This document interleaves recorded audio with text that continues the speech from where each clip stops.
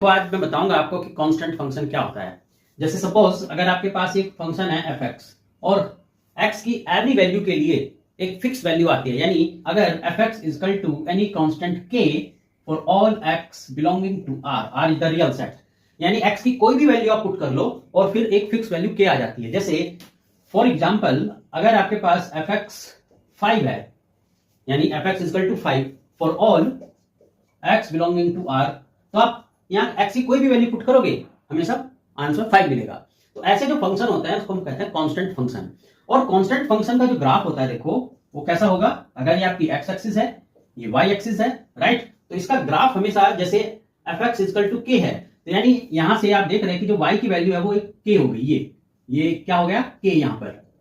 तो अब आप देखेंगे कि ये जो ग्राफ आएगा ये हमेशा एक्स एक्सिस के पैरेलल आएगा, ये लाइक दिस। तो ये हमारा इस कांस्टेंट फंक्शन का ग्राफ होगा जो कि एक्स एक्सिस के पैरेलल होगा।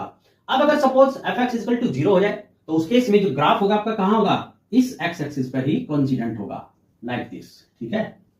तो इस तरीके से आप देख रहे हैं कि ये जो फंक्शन आया आपका, इसकी जो डोमेन है, यानी जो कांस्टेंट फंक्शन है, कांस्टेंट फंक्शन की जो डोमेन है वो पूरा रियल सेट है आर, और इसकी जो रेंज है, रेंज क्या आएगा, रेंज आएगा सेट के, जिसको हम कहेंगे सिंगलटन सेट, क्योंकि एक ही वैल्यू एग्जिस्ट करेगी for every value of x belonging to are.